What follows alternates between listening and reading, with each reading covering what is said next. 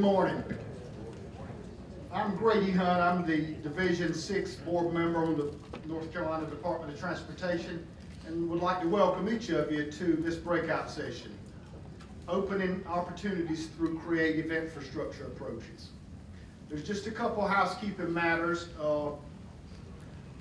I hope each of you have already downloaded the Crowd Compass Attendee Hub app, but if you've not, please download that, search Transportation Summit, and download that event.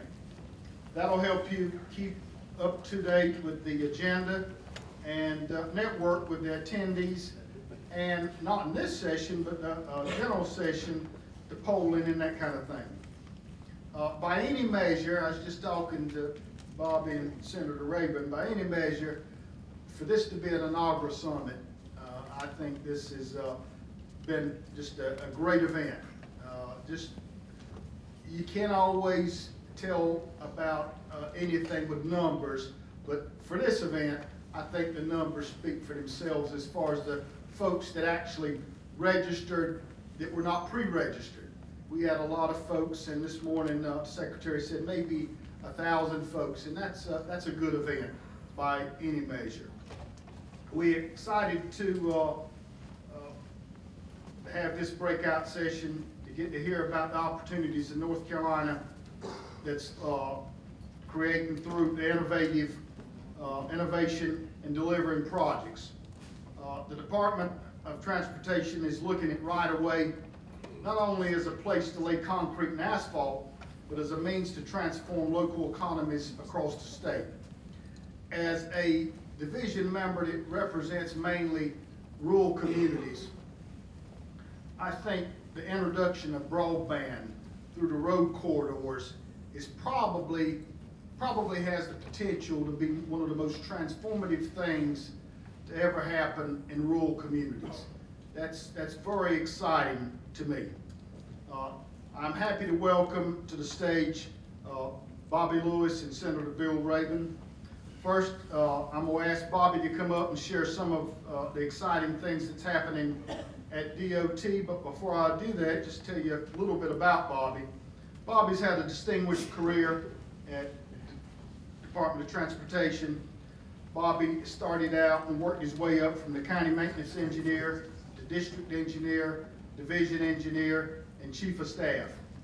Bobby's currently the chief operating officer of the Department of Transportation, and in that role, Bobby oversees the Division of Highways, Planning and Programming, Legislative and Governmental Affairs, Physical, as well as Information Technology. So Bobby's plate is pretty full. And I don't know that we've got many people that understands every facet of transportation delivery more than Bobby Lewis. Welcome, Bobby.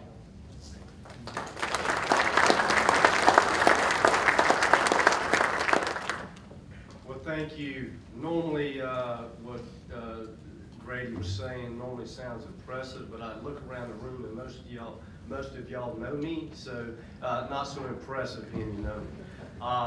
Real quick, I think what we wanted to talk about, as many of you know, I can sit up here and talk for hours because I like to talk, especially with a PowerPoint that, Bill Rabin loves to use PowerPoints as well.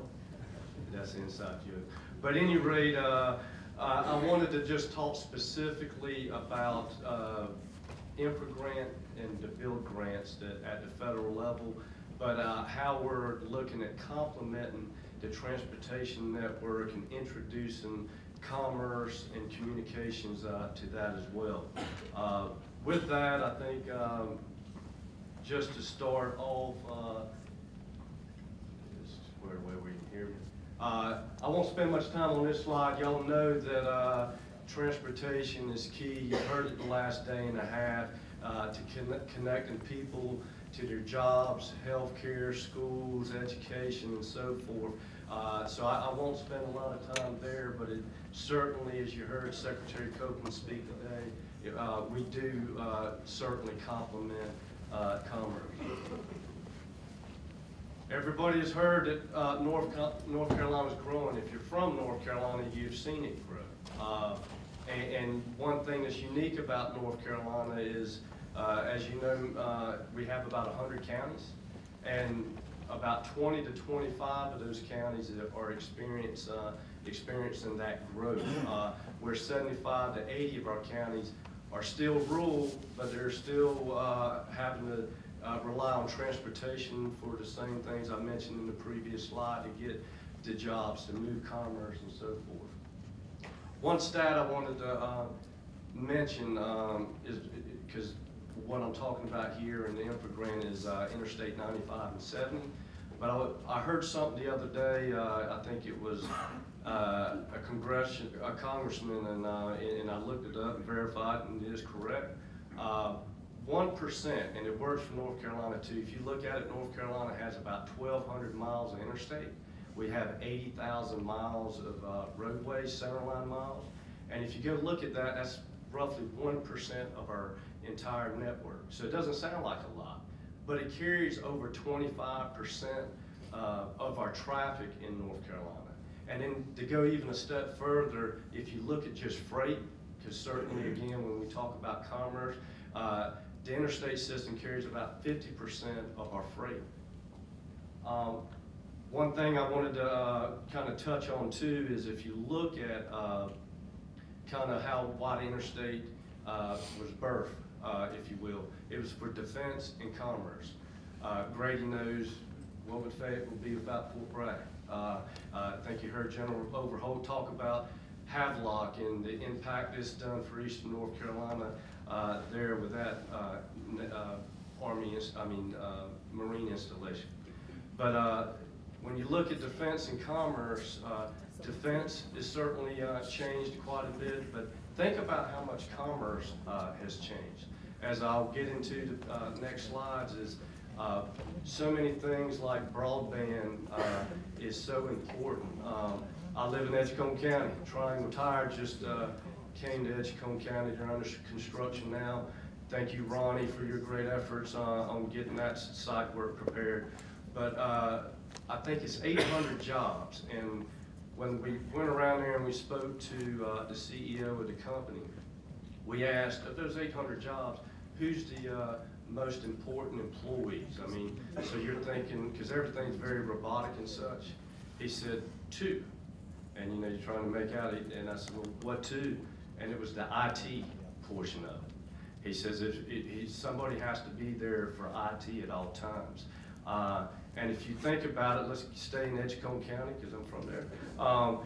With our recently announced CCX intermodal facility, it's all electronic or runs off electricity, and it's kind of like my son that plays video games. They claim that with the right IT, you can sit here in Raleigh and unload containers and such. So that's why this is a good intro into what does commerce look like. Obviously, I can speak a lot about our highway and bridge network, but the main thing that is a takeaway is it's getting older. I mean, we started our interstate system in the 50s, and we finally finished around the late 80s, early 90s. Yet then it's also competing. When you look at our aging bridge program, our aging highway network, the competition is, if you look at a lot of these towns, we got 540 municipalities in North Carolina. Think of all the water and sewer infrastructure and when it was put in. It was probably in the 20s, 30s, and 40s, and all of that's aging at the same time. So what's our opportunities here? I think we use the word leverage a lot, but what does that mean? As we're looking towards how we're partnering, it's not just a DOT silo. We always talk about how just us as DOT, we're siloed, but we can't be siloed when it comes to infrastructure as well. For so long, for many decades, the interstate system is sacred, but also there's impacted right-of-way that we already have. You know, our operational right-of-way, as we've referred to it. But it's already been impacted, and why not share that with utilities? So now we're starting to try to think about, should these be more infrastructure corridors as well?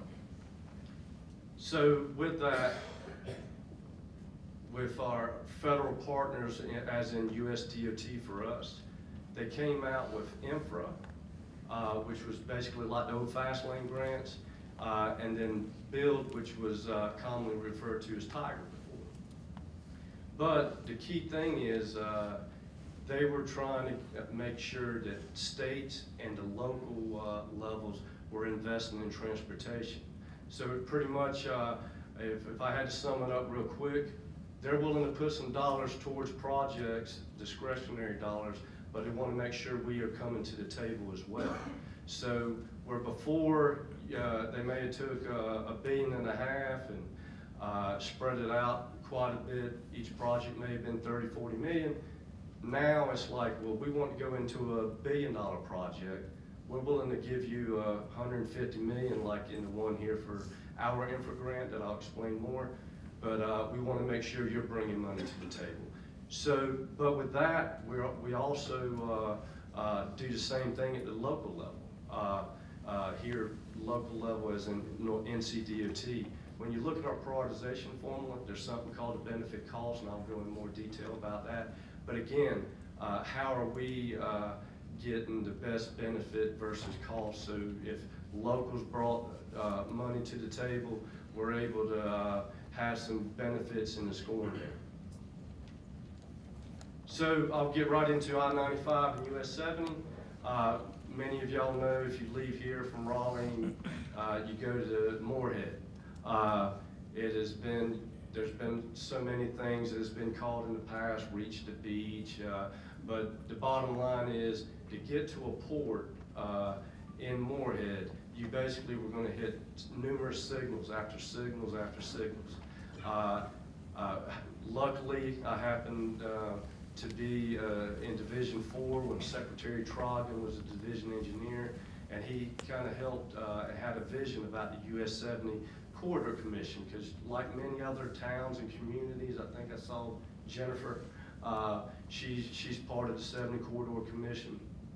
But like many other towns, sometimes when you got different councils and commissions, you tend to think in silos. That this was a way the secretary, a division engineer at the time, said, look, let's have one vision, one voice.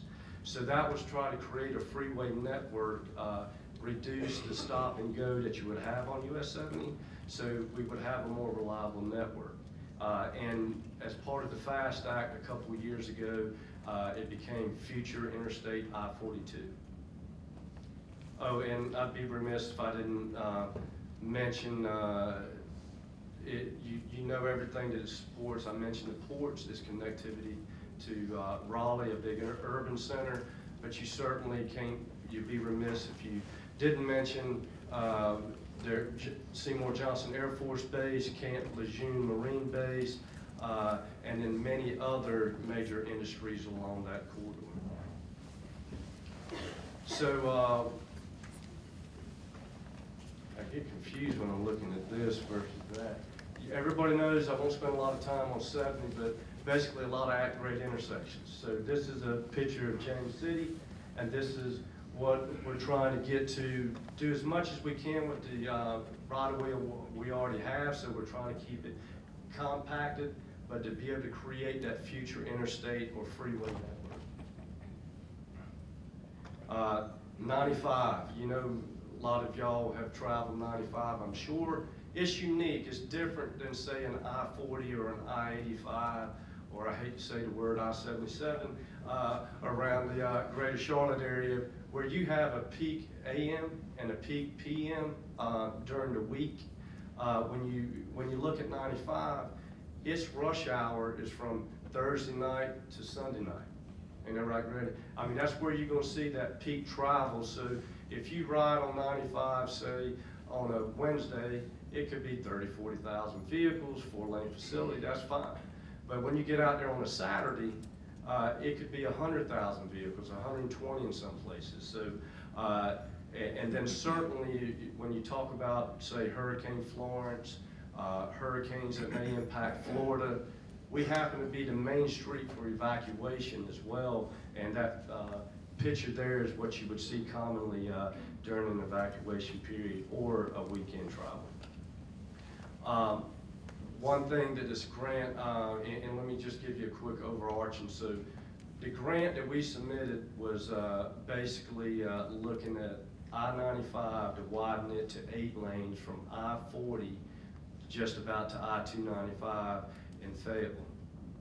But then, and we had already, because you heard me use the word leverage, we had already had one portion that was funded for about 10 or 11 miles already. But what happened, and we had one that was on the cusp of being funded, was sort of right there on the line for 95, which would have been up to 295 as far as those limits, I think, exit 56 to exit 71.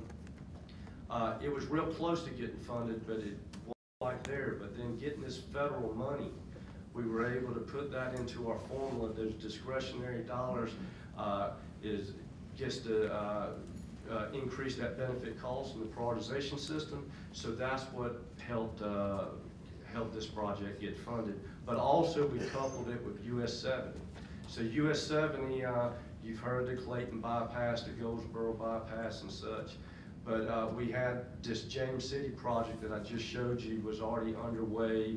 I don't see John Rouse, but what is that, close to 250 or so million? We were able to use that as leverage because we were planning on doing that. We already had Havelock bypass planned and programmed, but there was a gap in the network, and that was from basically James City to Havelock. Again, the extra federal dollars, we're able to take that, put it in the formula, and STI scored those projects out at the statewide level. So, as you're not surprised if you're from North Carolina, this will be the first widening of I-95 since it's been built. Yes, we may have done some things during rehabs and had some auxiliary lanes, but this will be the first major widening since it was started in the 60s. Oh gracious, I forgot the main reason why I'm up here. So as part of the I-95 and US 70 infra grant, the big thing that I think really put us over the top, I opened up in the beginning talking about how we have 25 urban counties, and then we've got 75 to 80 rural counties. Well, coincidentally, 95 and US 70 happens to be in rural counties. And what happens, you know, you can come up here, and if you live in Raleigh, I'm sure broadband and internet speed is not a problem because you got enough competition here. It's a good business model. People can go in there and create they want to be faster than their competition, so they're able to provide that. In rural North Carolina, that's not the case. I mean, I think they advertise 25 speed around my house, and I'm lucky to have 3. But at the end of the day, the challenge is for providers is that capital cost. That becomes a risk. So what we submitted as part of this infra grant is to put broadband up and down I-95 from South Carolina to Virginia, and then on US 70 from I-40 to Moorhead.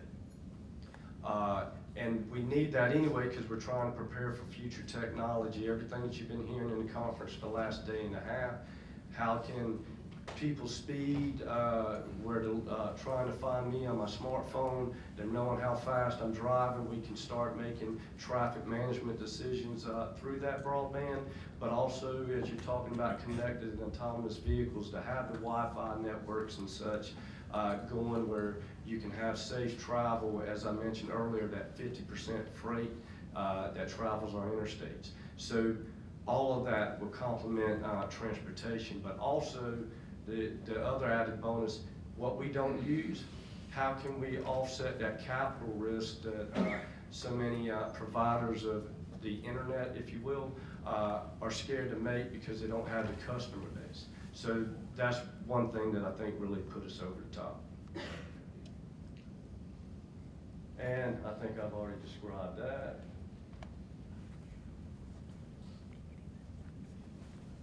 And here again, I can't tell you how proud I am to have had a piece, and certainly Senator Rabin here championed a lot of the efforts for our prioritization, real quick, just because I'd be remiss if I didn't mention this as well.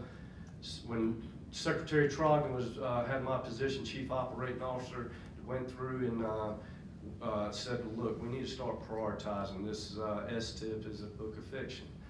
So went in there and started coming up, working with the local transportation groups, MPOs and RPOs, and divisions, engineers, and we tried to come up with a formalized program so we can make data decisions on our projects and actually have, maybe the book's thinner, but it'd be a book of what actually would get done. Well then, in 2012, prioritization got codified. I won't tell you all the things in between, like the mobility fund and such, but it got codified in legislation by Senator Rabin and his team at the General Assembly. And it certainly had overwhelming support. But then that became the prelude to what we call STI, the Strategic Transportation Investments Act. And again, as you can see here, each component, whether statewide, regional, or division, you have that benefit cost that, again, if there's other monies that come to the table, it can help it score better. And as a result, of that, it took a $1.125 billion project, and we were able to secure $147 million from the feds. And again, a lot of that, what I told you on 95 and US 70, that gap would not have happened. Even though the project cost more than $147 million, that being able to complement STI is what helped get that funded. And I just, as from a bragging standpoint, that happened to be about third or so highest in the United States as far as the award. I think Georgia got maybe 180 or so, and I think Wisconsin, with that big industry that they have going there, that happened to do well as well, but I think we were about third.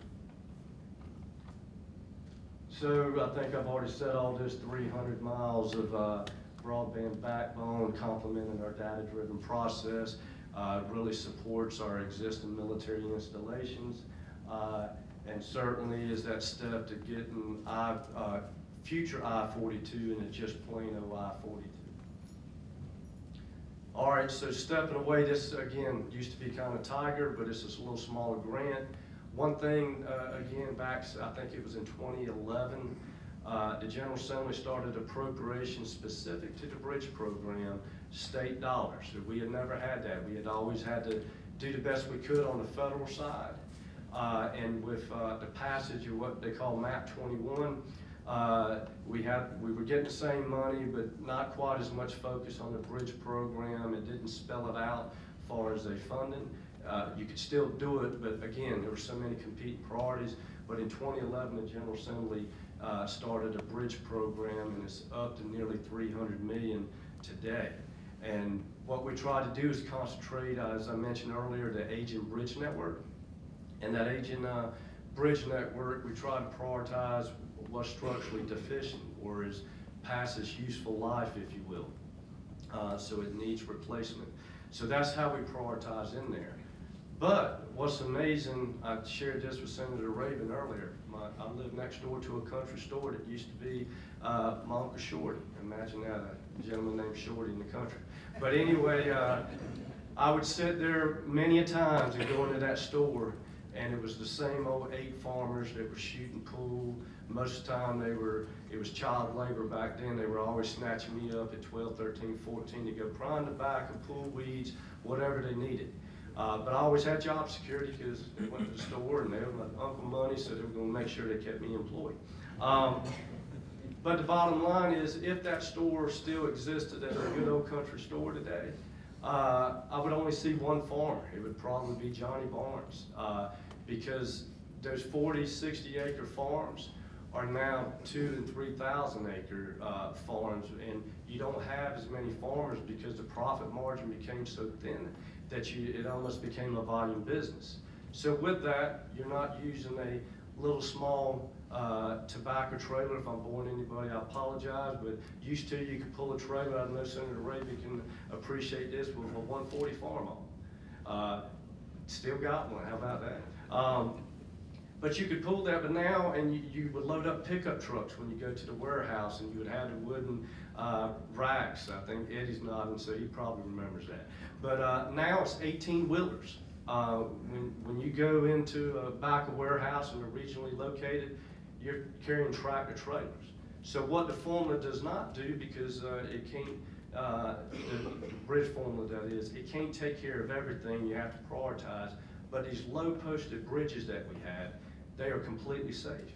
But they were not designed because it was only, 400, 500 vehicles, not that, 18-wheeler type of vehicle.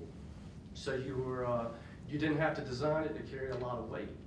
But now that you got 18-wheelers and you got disc pairs on the back of a tractor that cover up the roadway, you have to have a larger bridge that can accommodate more weight. Where right now, what's happened, again, with their small profit margin and them having to be a volume business, they're having to, drive around because legally they're not allowed to go over those low posted bridges. So we came in, and as you can see there, the match dot, the red dots, we already had that far as our bridge program, structurally deficient. But then you go in there, and we said, let's concentrate on the low postage. So we went in there and worked with the Department of Agriculture and said, where is it that you have the biggest concentration of big farms, a lot of grain, a lot of cattle, wherever it is. And as you can see here, again, all rural counties, we went in there and provided our match of our bridge program, which is state funded, versus a federal apportionment, and we were awarded $23 million for those low tonnage bridges. But also another key piece in the breadth of broadband, farmers also, whether it's a chicken house or a hog house or whatever it is, efficiency is everything. So broadband is important to make sure that the fans at the chicken house cut off right on time, and they cut on when they need to, because that electricity bill is important. That's just one example. They use it for many other things, because their farm to market is not just going to that stockyard or what have you in that particular county. It's like, how do you get it to the grocery store faster? So technology is everything. So we supported this with whether it's a conduit at a bridge for future broadband, or creating or having the opportunity, if you're only a couple miles gap of creating redundancy, how do we be partners in that as well? So this ended up being almost, round numbers, about a $120 million project. 94 million was the state match, and 23 million was the federal. I don't think that math works out, but anyway, 23 is what we got from the feds. And again, 70, that's the bad thing about being an engineer, you kind of have to do math a lot. But so, that's right. But again, in 17 rural counties that depend on agriculture.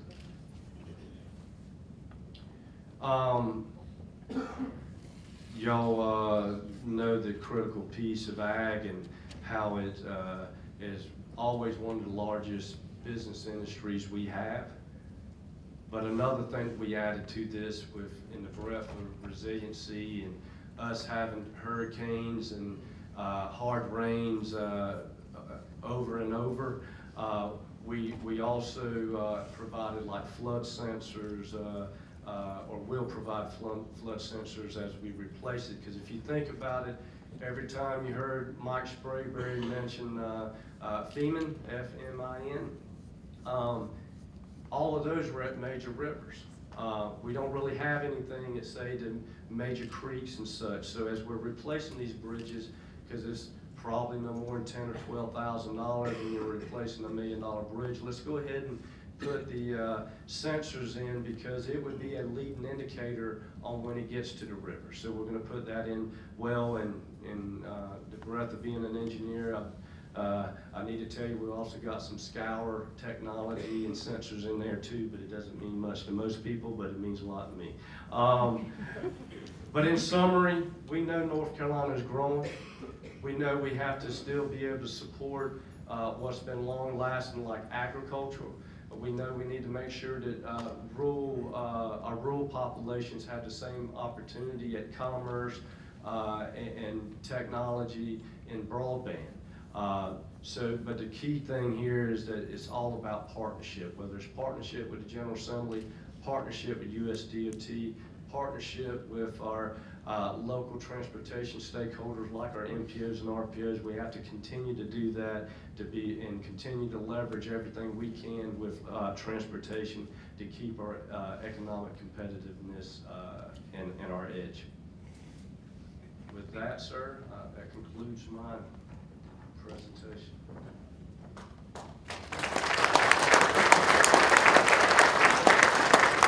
Thank you, Bobby. There's some seats up here. I hate to see folks standing when there are some seats. So there's some seats up here in the front if you want to make your way and sit down, because we do have 30 more minutes unless you just want to stand. Next we get to hear from Senator Bill Rabon. Senator Rabon is the chairman of the Committee on Rules and Operations of the Senate. As chair, Senator Rabon controls the flow of bills, and that's important, as they are filed through the chamber. Senator Rabon is the former chairman of the Senate Transportation Committee and is very familiar with the Department of Transportation and how transportation is delivered here in the state. Thank you for joining us today, Senator Rabon, and please join me in welcoming Senator Rabon to the stage.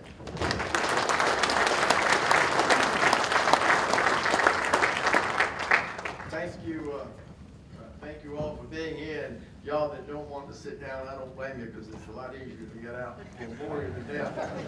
But before I get started, I would like to say that we do have the Senate Chair and the House Chair of the Transportation Committee here with us today, Senator Tom McInnes and Representative John Corbett. So welcome to you all for all the job we've done. And I'm a little surprised and a little dismayed to walk in this room full of engineers today and not see any orange hats or orange shirts or clips and paraphernalia. Oh, thank you, sir. Thank you. Say that towel one more time. There you go. There you go. If you guys hear the tiger rag come up this morning, you'll know whose cell phone just went off. There's no doubt about it. I'm a lifelong Boy Scout, and our motto is be prepared. Well, ladies and gentlemen, I'm not prepared this morning, but I am prepared not to bore you too long.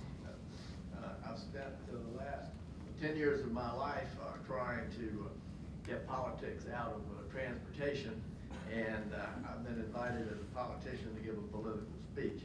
So there's a little bit of hypocrisy here. I hope you will bear with me on it, and I also hope that you will bear with the fact that I can't see my speech. Because of the good lighting that the engineers put in here. But I'll get right on from that. And I know one other thing. Standing beside an engineer that can't count to 100, that's a good place. I'm not worried about stubbing my toe. But again, thank y'all. It's always good to be in front of transportation folks. It is a passion of mine. It's something that the other members of the legislation in this room see as a passion too. And I'm very thankful of what this industry brings to our state. I'm excited to be a part of the panel because it acknowledges that transportation is critical to the state of North Carolina, and that is the one thing that when I got into politics, the only request I made when I started to run, my file the first time with Senator Berger was that if I'm elected, I want to be on transportation. I don't want to be on education or health care. Those are committees that folks go to die as politicians. But I can see things that are being done in transportation, and I believe it is the route, no pun, to a better North Carolina. And no matter where you go or what you do, the transportation network, the transportation system of this state is what connects us. It doesn't matter if you're going to school, it doesn't matter if you're going to the doctor, it doesn't matter if you're going to the beach like South Fork where it's always 75 degrees and sunny. It's that network that connects us. It is paramount to have a good infrastructure. But if you're going to have that, you're going to have to maintain it. And building the new and maintaining the old is expensive. So it's incumbent on us as legislators and you as members of the industry to work together and to come up with new ways and better ways, say goodbye to the old ways of maintaining and building a new system. In 2013, we passed the STI that Bobby went through. I will say arguably in the last decade, this is the best piece of legislation that has come out of the state of North Carolina. I'm very proud to be a part of that. Representative John Corbett championed it on the House side. I know he's just as proud as well. It did get the politics out of transportation. We use data now. We put the roads where they are. We put the roads where they're supposed to be, where the data says they're supposed to be. We rely on people like you to supply that data, and we also take in what the locals say they need and what they want. I think it's the right way to do it. 170 people over here in this building can't do that. They can't do it efficiently. And we saw that for the last 80 years.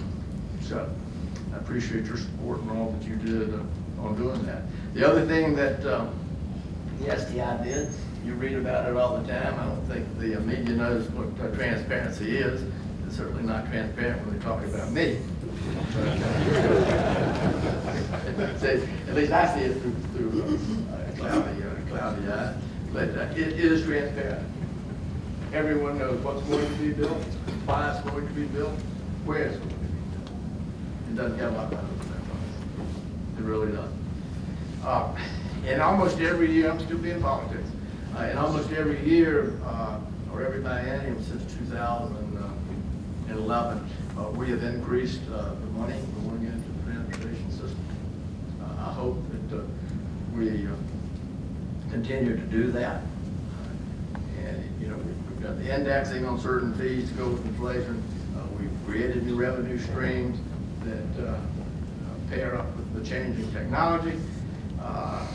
We got pretty doggone healthy thanks to the hard work from Bobby and a lot of folks in this room on the buildings, the bond issue. It's a returning house of thing, showing the industry that there's some continuity and some sustainability, reliability for them over a 5 to 10 year period rather than year to year to year and what's going to happen. And I think that helps us keep up with the rapidly changing economy in North Carolina, and it is changing rapidly. You know, there's 7 years of good to be followed by 7 years of lean, and I think we're going to ease into a recession here in the next couple of years. We need to be poised now ahead of what's going to happen when that does come. Just how we're going to meet those needs, and more needs will come. North Carolina is growing, it's burgeoning. It's not just growing, it's burgeoning. And it's tough today for legislators and for government to stay up with the increasing technology. We just don't move as rapidly as technology moves. And it's incumbent upon us to figure out things that being proactive on how we can keep up with the technological changes. And just a couple of those, I mean, but in just a couple of years, you've seen what Uber and Lyft have done. I used Uber twice yesterday and once this morning to get here. It's just so convenient. And that's as far as I can go on the smartphone. I can use an Uber app and that's about it. I can't download these things. Don't care to. 15 years looking at my these Salesforce. But more and more and more needs to be done, and it's going to be tough on us. It's going to be tough on them to keep up. You know, with the STI and some of the things that we've done, we're using the what do you call those things? Little freeways, the ramp meters. Yes, sir. We're using ramp meters on freeways. That might be one that Representative John kind of proud of, diverging down to help us move around. Those roundabouts that everybody hates, but nobody stops at. They're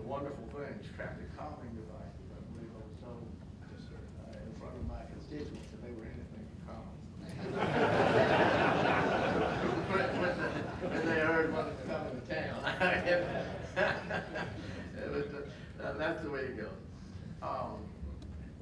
You know, in investing in the transportation network and supporting new technologies is one of the things that sets North Carolina apart and makes me proud to be a part of North Carolina, because I think we are on the cutting edge. We're not afraid to listen to other folks. We're not afraid to step just a little out of the box, not as far out as possibly I would like to be.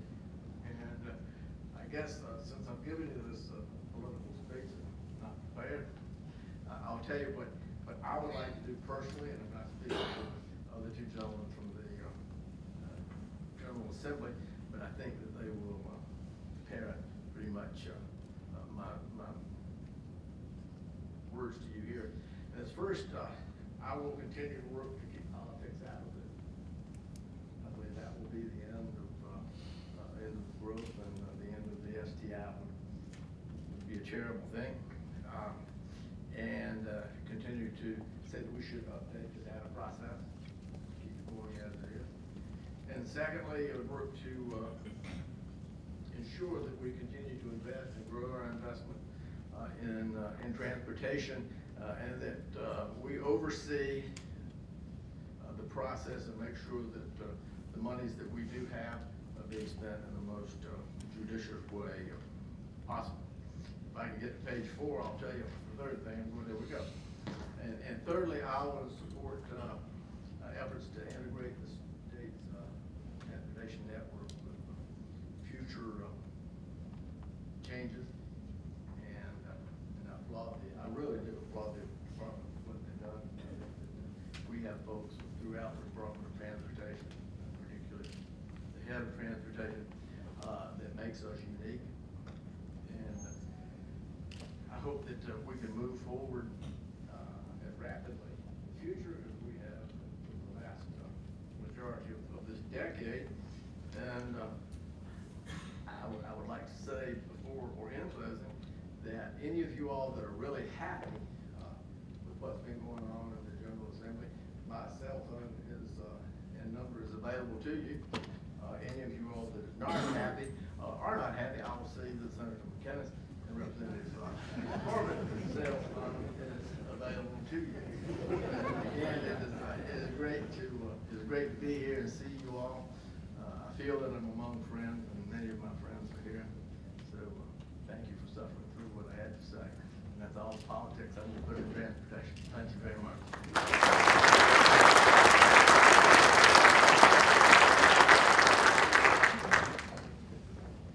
Thank you, Senator Raven.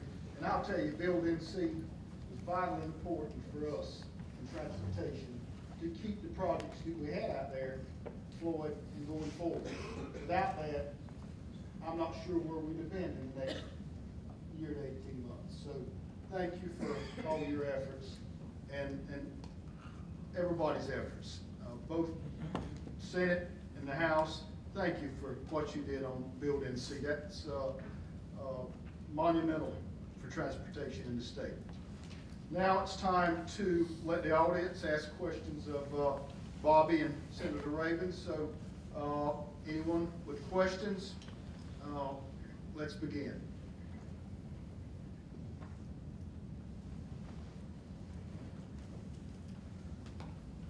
They're mighty satisfied. We must have done well.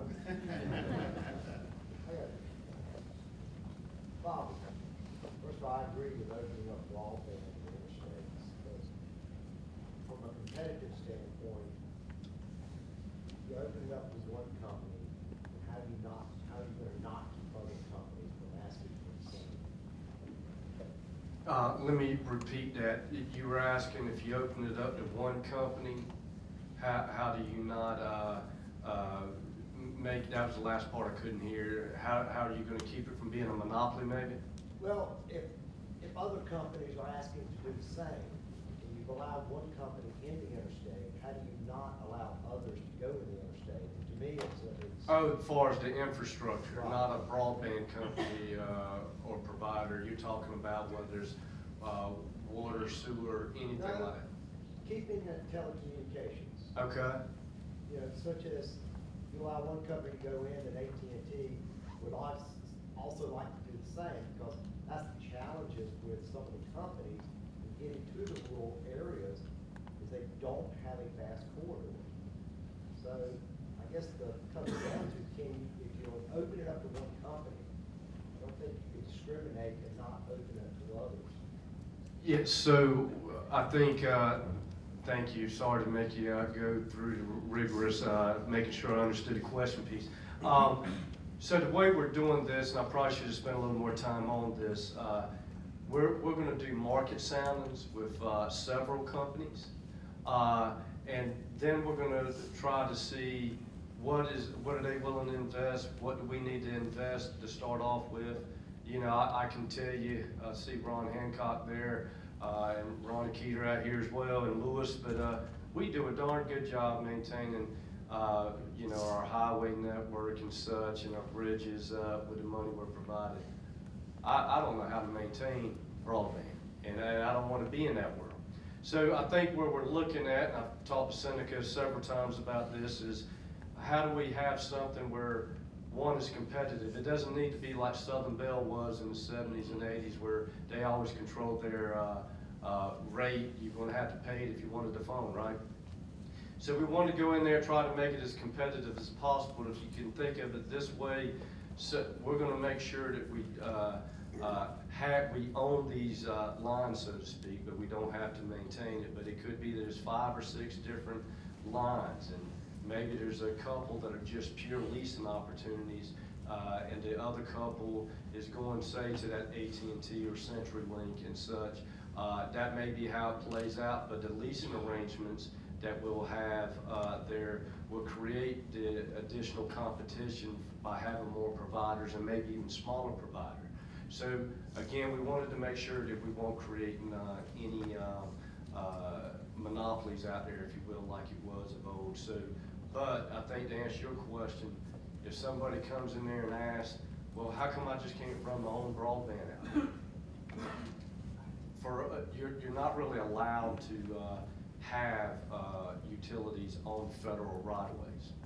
So the beauty of this grant is we're putting it out there because of the emerging technology of autonomous vehicles and such. But we're also going to put enough out there that we're able to use as much as we need, but it's going to be our lines. It won't be where it's owned by AT&T or such. Does that make sense? It does, yes. Any other questions?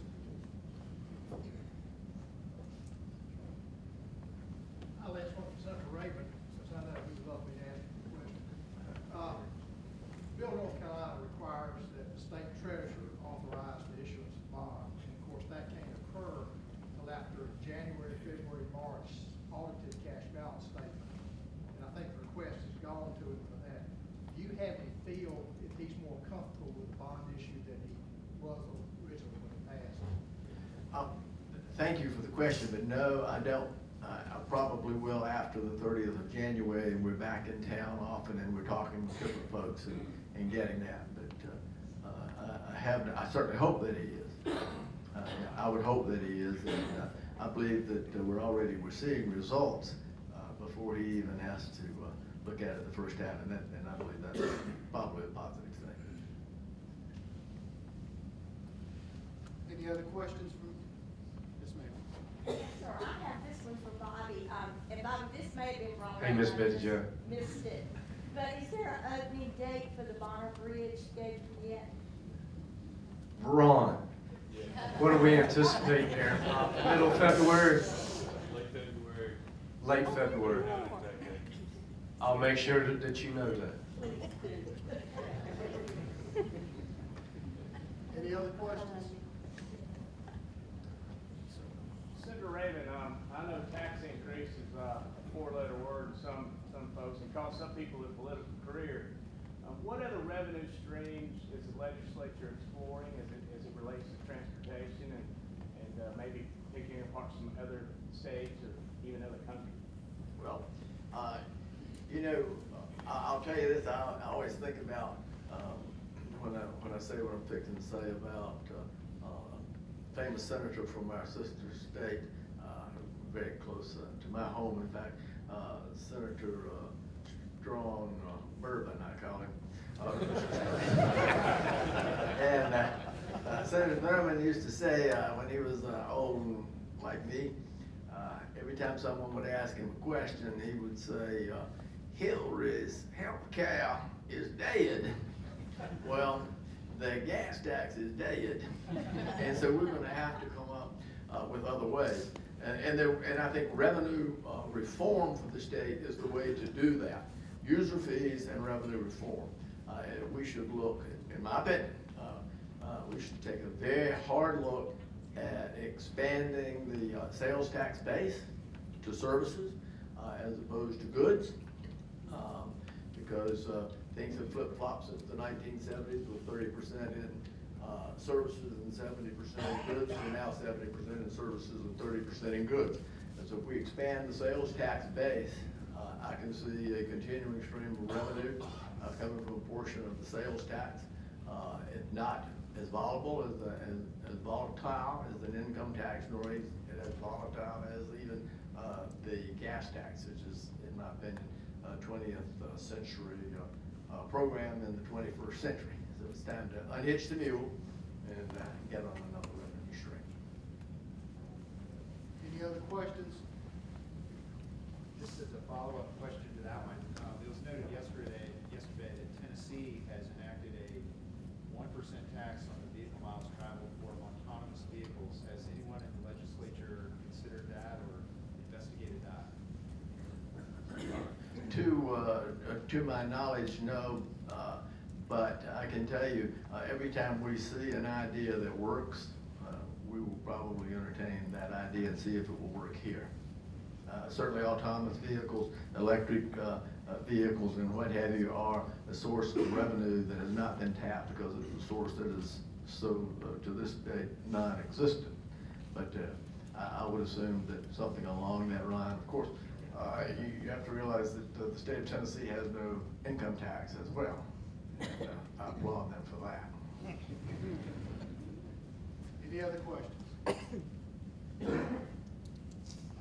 I'd like to ask both of you a final question, and that is, what do each of you see as the greatest challenges facing transportation in the state going forward? I think the increase in the cost of maintenance and the state having 82,000 miles of highways and bridges that have to be maintained is going to be a huge cost. The growth in the state, the state's population is going to bring about more wear and tear, but the single biggest issue we have to face is like any business, it's the finance. Where's the money going to come from and how we're going to spend it wisely. I think he knows I came up through the maintenance range, so he's kind of speaking to my heart. I'll go out on a date with you, Senator Reagan. But at any rate, what I would do, I'd like to add to that, because one thing, if you think about it, I've been with the department not quite 24 years, and when I first started, it was like 79,000 and some change for our centerline miles. Now we're quickly within like my 5th or 6th year, we toppled 80. And you know, we're still around 80. Everybody's like, well, it doesn't seem like it's growing. What is happening is, you know, we built all the interstates now. We've about finished all of our urban loops. Our intrastates are very close to being there. So the new projects, the greenfield projects, if you will, are not as abundant. So what gets hidden in that 80,000 mile number we always throw out, second largest to Texas, is we're forgetting that we're expanding the system. We're making the 40s and 85s and so forth wider. So every time we're still saying 80,000, we're probably bringing 500 to 1,000 extra lane miles, but the center lines are not increasing. So again, I'd like to reiterate, we have to continue to be prepared for the population that is coming and the emerging technologies you've seen the last few days, but how do we keep that roadway network maintained? So I'd like to echo what Senator Raven said. Again, I'd like to thank both of you, Bobby, Senator Raven, thank both of you for participating in that. We'll end our session. Thank you.